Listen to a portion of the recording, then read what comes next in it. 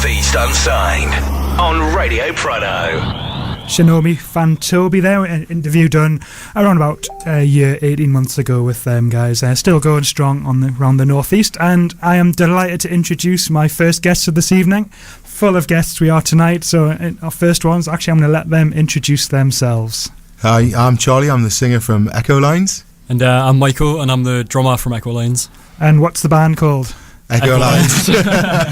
So welcome, thank you very much for coming across tonight to spend some time with us, and we've got some of your exclusive new material here ready to play. Yeah, we've got some songs that are going to be on the album, which will be released around about April-May time next year, and there's also going to be an EP that precludes that, which is going to come out on the 10th of February. Get that in there, really. Yeah. I'm sure we'll mention that again before we'll mention it all the time. So you might recognise one of the voices here today. So how did the band come about? Yeah, well, I was previously in a band called the 30-Year Men with John Haynes and Rich Sanderson, and we split up sort of earlier this year, and then Michael joined the band, and so we decided to carry on as a four-piece, but with a slightly different sound. Obviously Michael's got a different drumming style to the one we had previous, and we wanted to do something a little bit different from what had come before, so we've added some more electronic elements, and sort of generally a little bit kind of harder, and sort of bit harder. Yeah, definitely drum wise anyway, like it kind of changes the whole, I don't know, the way of writing, and like the way that we think about writing and stuff as well, I suppose, because again it's just totally different. It's not something that I think you would hear in the kind of genre of music that we play, like with my background of drums playing heavier stuff. I think there's a lot of that element in our songs, so it kind of switches up and makes it a bit more exciting.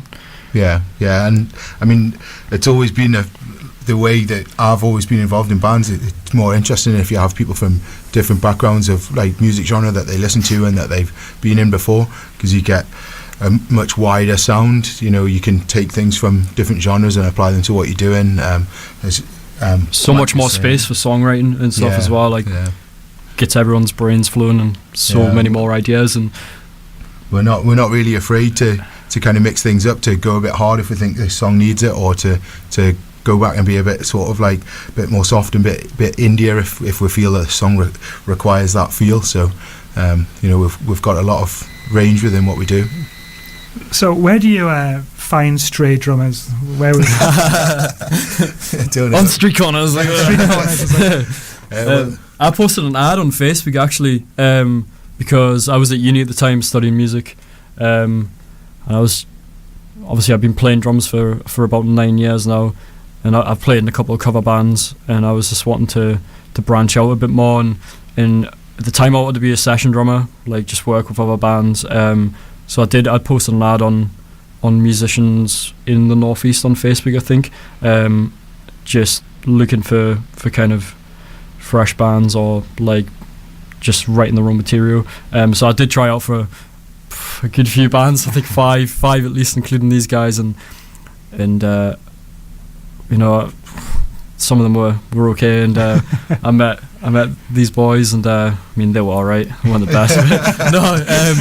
I met them and we just really hit it off, and it was straight away we literally started writing like instantly, and just stuff was piecing together so well, so just kind of stuck with them since then. It's just incredibly fortunate timing for us, really, because we were looking for a drummer, and saw Mike's ad, and it literally just sort of slotted into place straight away. And like Mike was saying, we started writing new material straight away. And Mike's got a really good work ethic, and he's always got ideas, and he's not shy about saying, you know, what might work well with a song, which we're all like, you know, we all contribute, so it's been working really well from day one. So that's really interesting, is that how that dynamic can form so quickly. So what was the audition like? What did they make you do? Was that not It was broadcasted? no, I mean, oh, you don't want to know what the maybe do. Naked Twister. Had to get it's the back, Naked yeah, Twister in there. No, basically, like at the time, you guys were still 30 men, essentially. Yeah.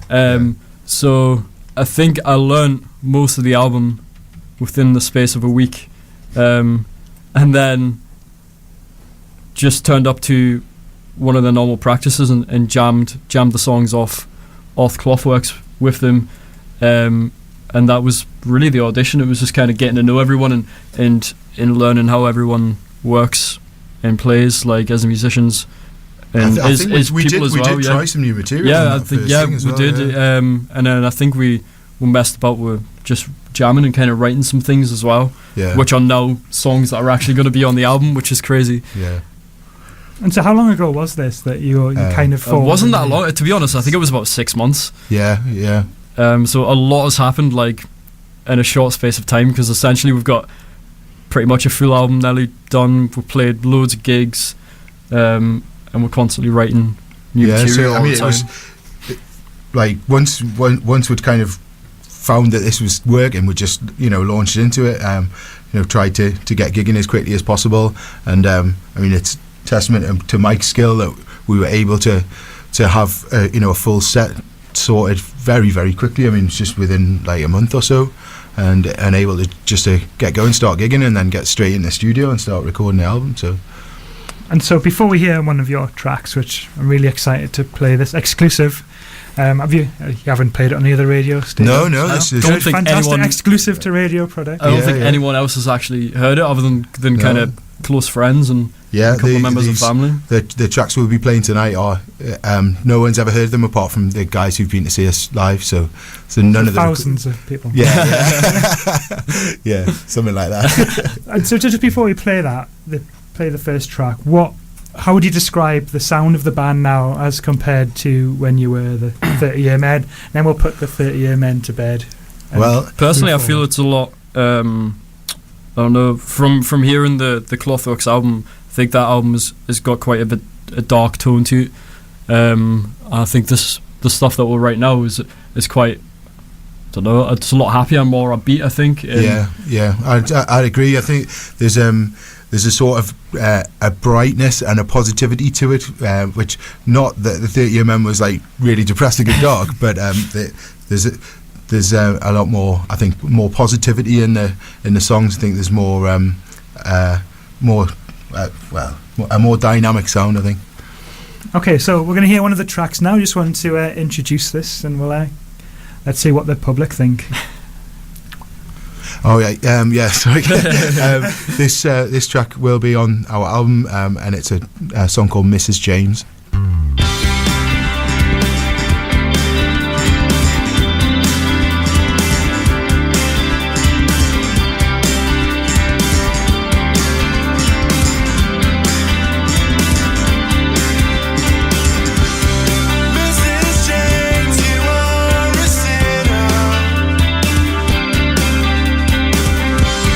Keep me from this train of thought.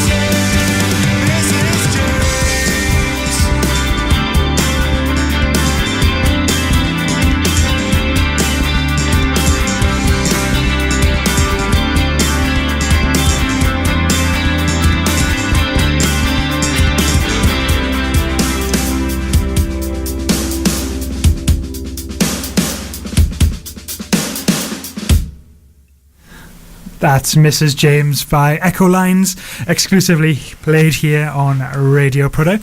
So I guess we need to ask the obvious question, who's Mrs. James? All right. Mrs. James it's not anyone in particular. It's a bit, I guess, a bit like a Eleanor Rigby type sort of made up character, but the song is about the way people interact now with internet and stuff, and people communicate with each other not really knowing who each other are. So it's that kind of idea that people sometimes say things to people online that they wouldn't say to someone that they actually knew, and so how those things can be like totally taken out of proportion and be really messed up, but sometimes can be really cool as well. So yeah, it's about that kind of like the modern way we have of like meeting people and communicating with people. Excellent. So what I think we should do is remind everyone that you can tweet the studio and ask Echolines a question, or if you know them, you can get me to ask them a tricky question on your behalf. So you can tweet us at Radio Prudhoe or email the studio@radioprudhoe.co.uk. And so what is the album going to be called? We haven't got a name yet for it, actually. No name? No. It's as yet entitled.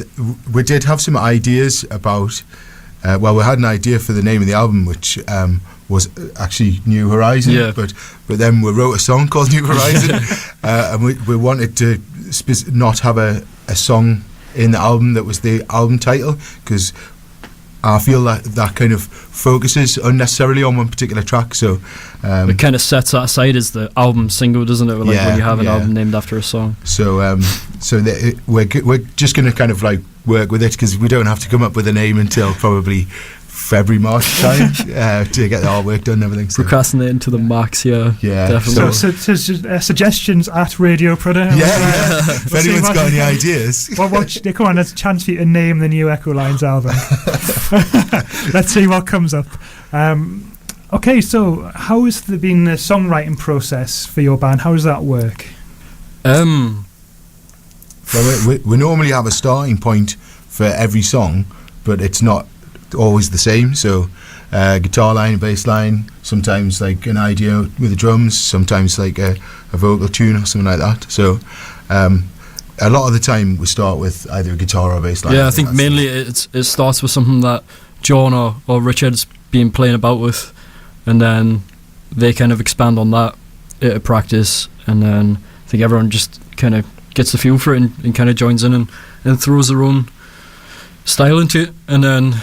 Well, sometimes you can start with something, and where you start from is very, very different to what you end up with, because we might start off with something that somebody feels is chorus material, and that ends up being just a middle eight in the middle of the song, and we write loads of other stuff around it which we feel is better or has more drive or whatever. So yeah, it is different every time. It is just like. A very random process, very organic. So, if you had to, here's a bit of pressure. What's your favourite song on the album? For me, personally, Coyote, The Last Coyote.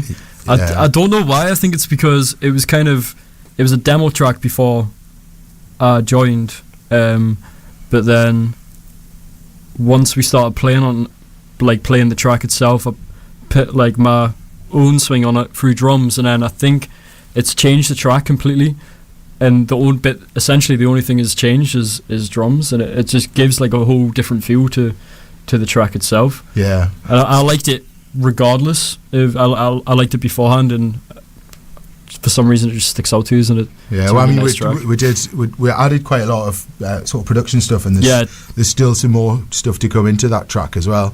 I mean, I think at the moment my favourite track is New Horizon. It's very different from the other songs, and that's partly why. But it took a lot of time to write as well. I think that we spent a lot of time writing that, just with the way it's patterned, really. I feel bad saying one track's better than the other. It's like a bit like cheating on your girlfriend or something, I feel sorry for the other songs if I say one song's better than another one. Naming your favourite child. Yeah. So is this the finish? So what is this? I know it's just a preview we've got here today. Is this the finished album? No. It's just a selection of tracks. I mean, some of the songs which will be on the album probably haven't been written yet. Okay. I mean, we have more than an album's worth of material, and we've got a recording schedule to do that. But because we write a lot, we'll probably end up writing at least a few other songs that we'll feel should be on the album. So then we're going to have to make the difficult decision of which ones to drop and which ones to keep. So do you like working to a deadline?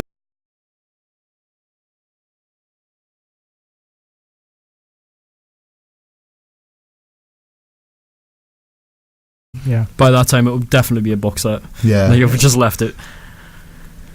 Great. So let's. You're going to have a video release soon, I hear.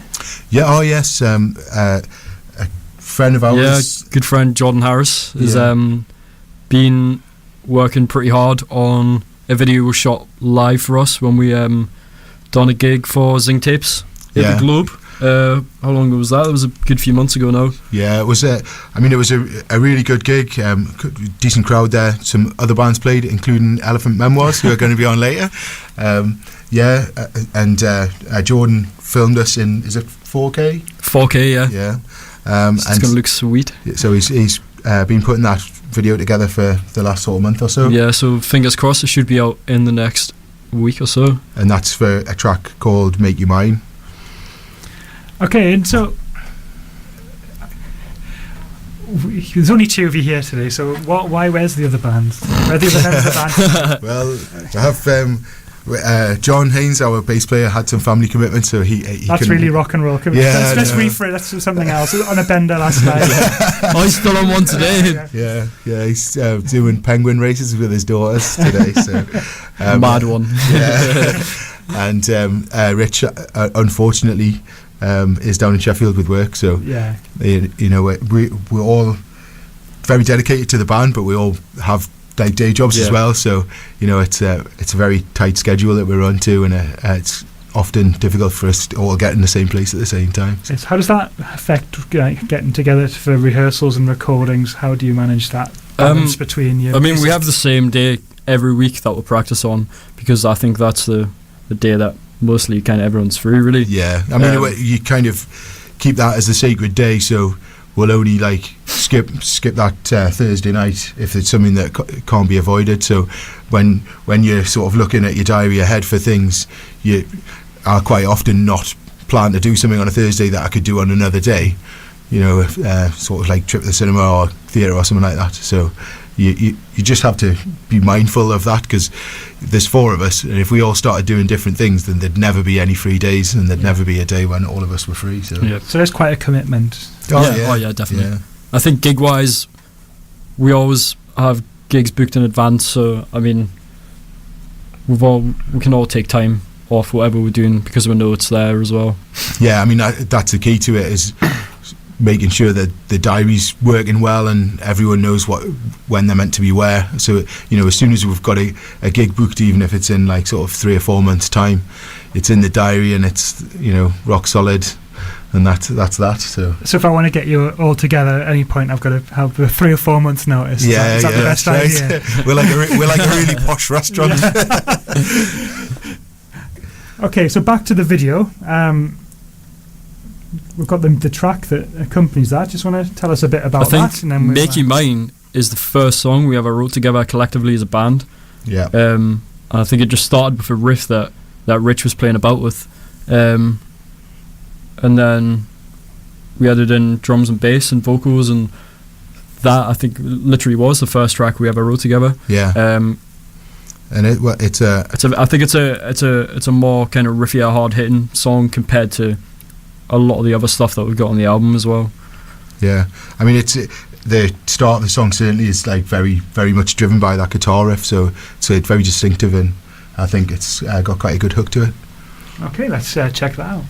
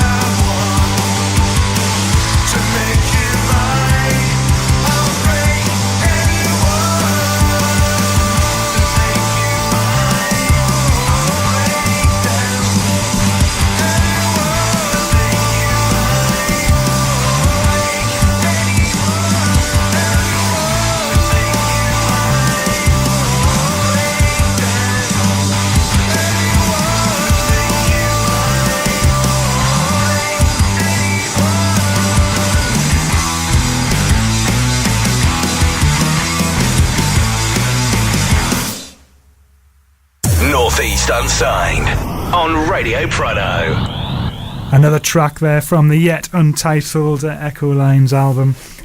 I noticed when that track was playing that you seemed to be really enjoying it. So you're quite comfortable listening to your own music and your own performances? Yeah.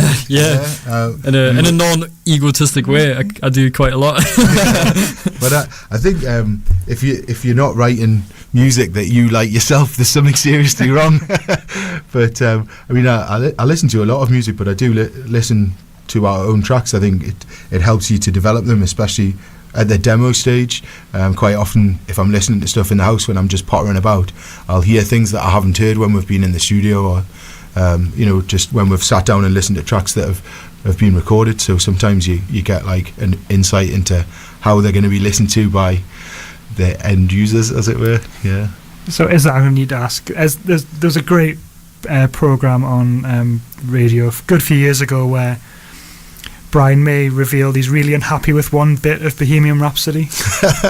And then he invited people to ring up and say which bit they thought he was, and then he basically got loads of people ringing up, picking up faults and going, yeah, that actually is, but I've never noticed that before. so when you listen back, is it absolute perfection, the little bits that you think, we could have done that a little bit? I mean, sometimes it's especially in the early stages of a song when it hasn't been sort of like fully formed in my mind, I sometimes will think, that chorus could be longer, or that guitar break or that instrumental could be shorter or longer. It's like in the early stages it tends to be bigger things like that, whereas when we've recorded in the studio you tend to go down to the little things. So then it's like you just think, I can't quite hear that guitar bit, or I think that that vocal should have like a harmony on it or something like that, and it's more like finishing touches. So it changes with the evolution of writing the song, I think. Brilliant. I'm quite interested in that.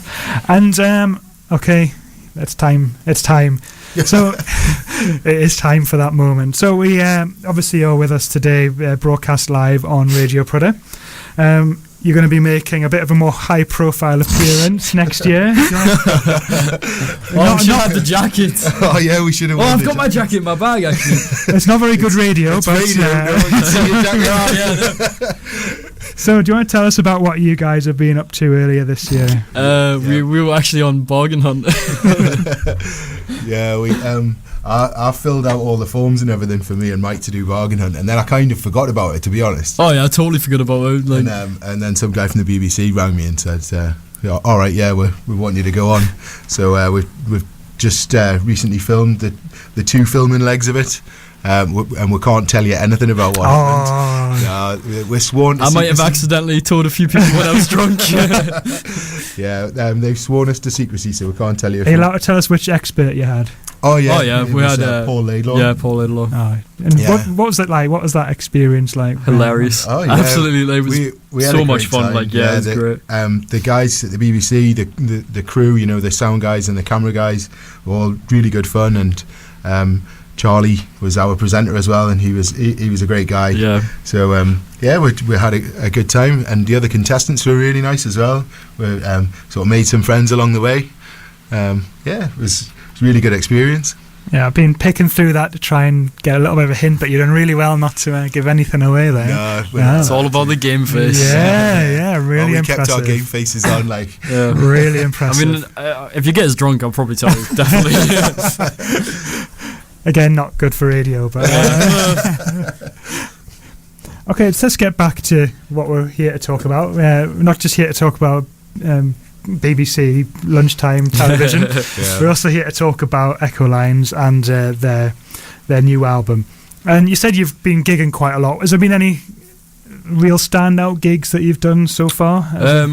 Yeah, I think the Globe. Yeah, the Globe definitely was a highlight for me, because it felt very intimate, because due to the fact, I mean, there is a stage, but it's quite small, and obviously everyone was just right up front, and there was quite a lot of people there. Yeah. It was a bit packed out, but it was great fun. And I mean, that gig was organised by Zing Tapes, so we had a song released on their little mini album which Yeah. has a lot of other bands on.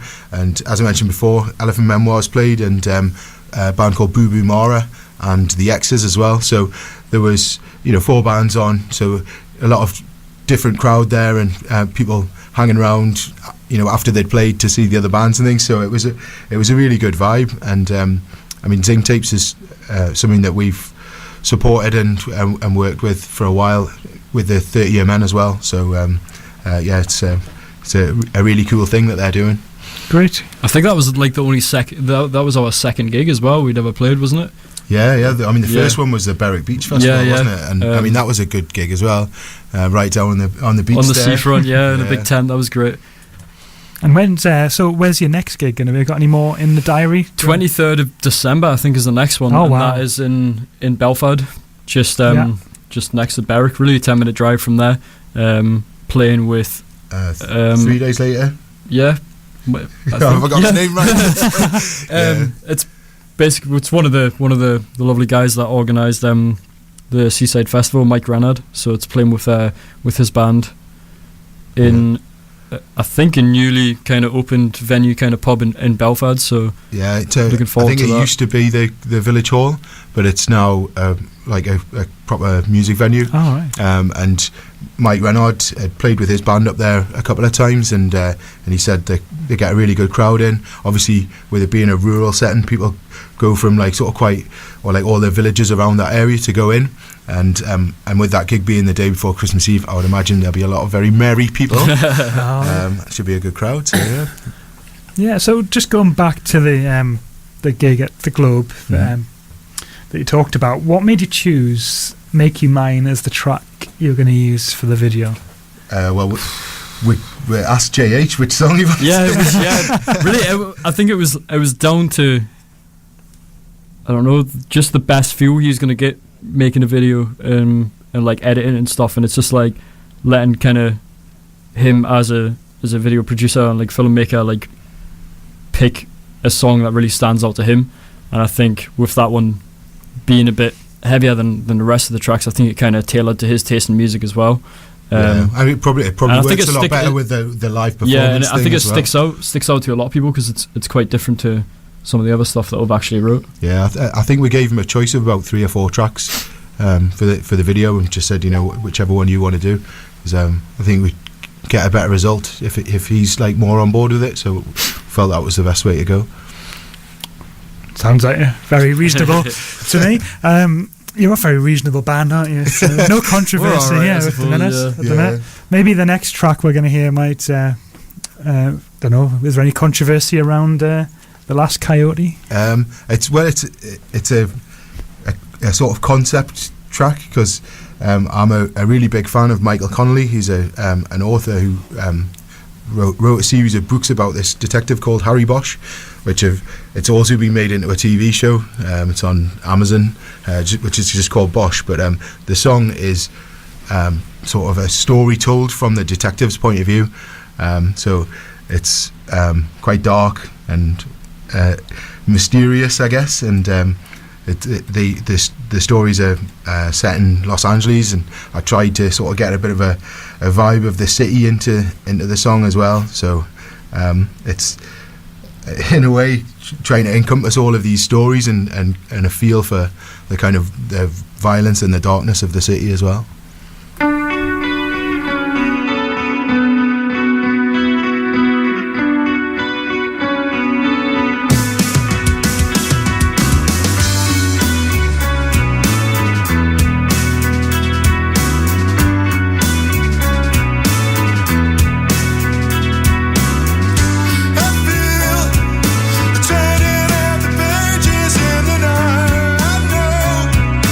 Body may give up when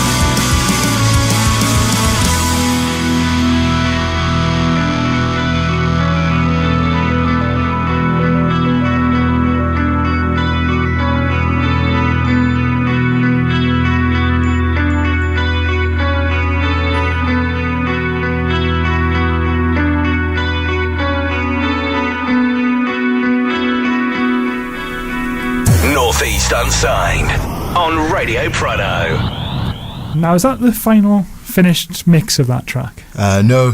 Funny you should ask that, Tim. Oh, imagine that. I picked up on that quite well, didn't I? Yeah. We actually have a voiceover that's going to be added to the middle instrumental section, which it's currently being done by a bit of a legendary blues guitarist that I know called Danny Brooks, and he's got a lovely gravelly voice with an American accent because he's lives in Texas. And he's in the process of recording that, so there will be a spoken word piece which is meant to be the detective talking. And did you write that as well? Is he going to have? Yeah, I've written a piece for him. Oh, fantastic! So that give an extra dimension to that one. Yeah. We're looking for a sort of like quite cinematic type feel to it, and we're trying to tell a story, and I think the story should be told with the voice of the character. So that's hopefully that'll be what it'll come out like. I'll look forward to that. Right, crikey, it's nearly 10 to 9 already. Don't know where the time's gone tonight. So, where next? So, you've obviously in the middle of just about to finish this album. Uh-huh. What's your sort of wider ambitions for the album once it's out there in February or March or May? Well, yeah, April? The album will be April, May. April, May. But so there'll be an EP released, which the release date for that is the 10th of February, and that has 2 tracks from the album and 1 demo track, which may or may not be on the album, or there may be a different version of it on the album. And using that, the publicity from that, we're hoping to build up and do a lot of gigs and things, and then when the album launch comes along, hopefully a lot more people will have heard of us and be following what we're doing, and we can make a bigger impact with the album. So you got any plans for the launch yet? For the EP launch, yes, doing Head of Steam, I believe, yeah. So that tickets will be available from the band. We're expecting it to sell out, so as soon as those tickets are available, we'll let everyone know. But if you want to have a look at Echolines.co.uk or have a look on the Facebook page and like that, you'll be able to follow what we're doing, and if you need tickets, you'll be able to get in touch with us and get just those stealing tickets. some of my stock questions there. You've obviously done this before, haven't you? Yeah. You start quoting bbc.co.uk/bargain for more information. And so, more longer term, what's the ambition for the band? So we've make loads of money and just keep passionately playing music, because I love what I do. As soon as this album's completed, we'll be writing and recording the next one, and hopefully a lot more gigs over the course of 2017. We've been sort of broadening our horizons as far as speaking to promoters in other cities and speaking to other bands, and also going down that application route for festivals and BBC introducing and all of that kind of stuff. So there's a lot of work that goes into the background, and a lot of chatting to people and finding out where it's good to play outside of our comfort zone of what we know in the Northeast. So just working on that and trying to get the Echolines message out there.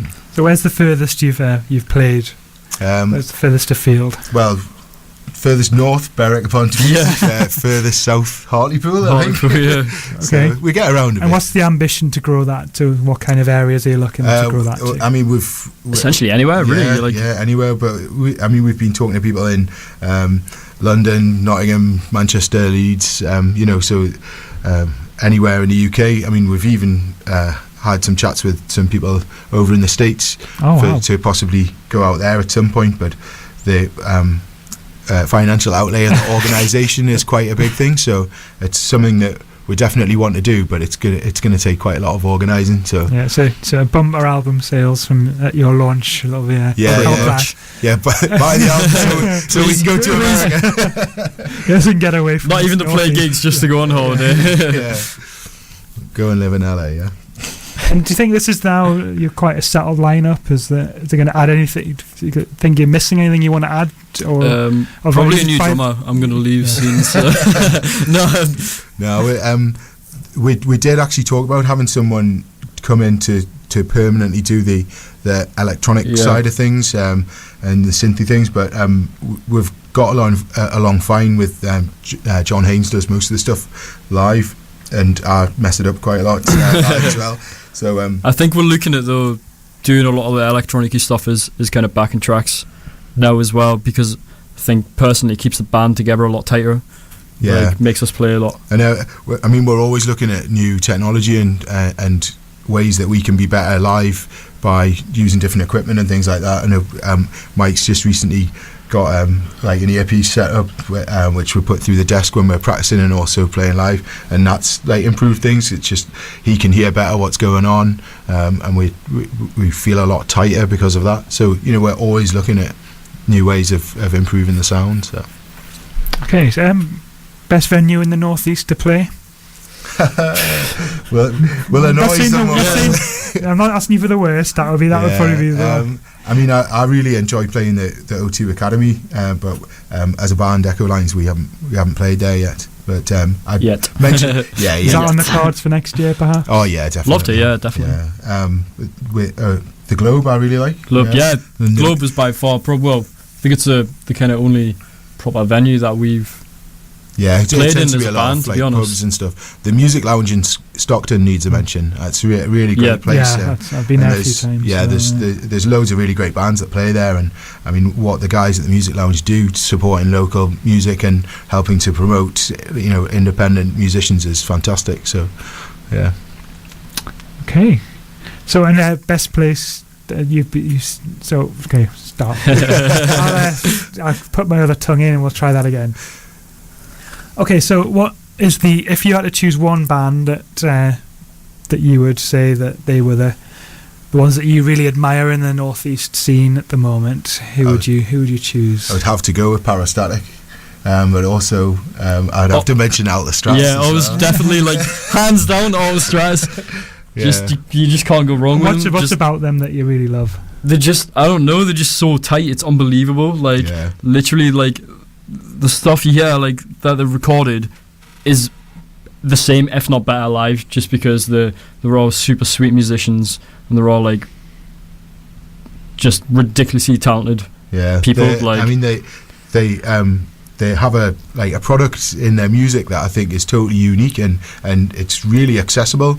I mean, they have quite a metal sound, but it's not. It's also really tuneful and really well written, and I mean, their gigs are fantastic. Yeah, amazing. So yeah, and I'll go back to Parastatic.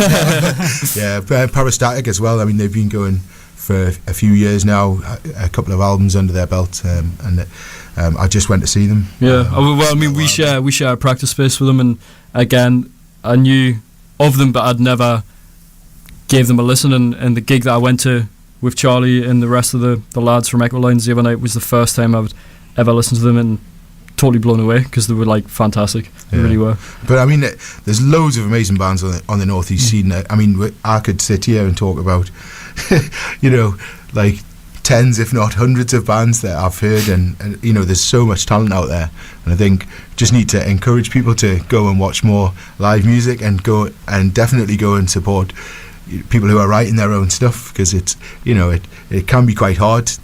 It takes a lot to do, especially as well in front of an audience that you don't know how they're going to react. Yeah. So. But I mean, a lot of these bands. We just at the head of the show there, Shinobi Fantobi. I mean, I've seen them loads of times. Ben's a great guy, and I mean, they're a brilliant band to see. And I think even if someone hasn't heard their music before, you can go along to a gig and just instantly get into it. It's a really great band. So yeah. Could talk about it all night. Yeah, we could. And we're actually running out of time, yeah. So what, if anyone who's listened to this tonight really loves what they've heard, how can they find out more about the band? Our Facebook, just Facebook.com/Echolines. Yeah, and there's a website at echolines.co.uk. Yep. And we'll have a Twitter, which I'm not. Is it at Echolines UK? It is, yes. Yeah. There we go. And before we say goodbye for this evening, would you like to introduce the track and it's that we're going to play out with? All right, yes. So this next song is called Costa Silencio, and it will be the headline track from our EP, released on the 10th of February, and it's about a really weird holiday.